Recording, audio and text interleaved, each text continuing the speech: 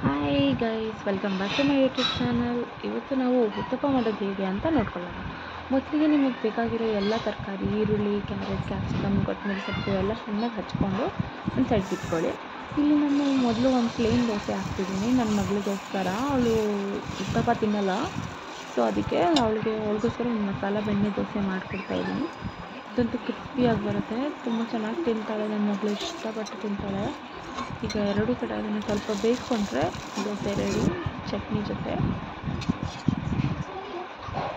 ಇದಾದಮೇಲೆ ನಾವು ಅದೇ ಪ್ಯಾನ್ಗೆ ಉತ್ತಪ್ಪಗೆ ಅದೇ ಬ್ಯಾಟರ್ನ ಸ್ವಲ್ಪ ದಪ್ಪ ಹಾಕೋಬೇಕು, ಸೆಟ್ ದೋಸೆ ಥರ ಹಾಕ್ಕೊಂಡು ಅದ್ರ ಮೇಲೆ ಕ್ಯಾರೆಟು ತರಕಾರಿ ಎಲ್ಲ ನೀವು ಹುರ್ಕೊಂಡಿರೋದೆಲ್ಲ ಹಾಕ್ಬಿಟ್ಟು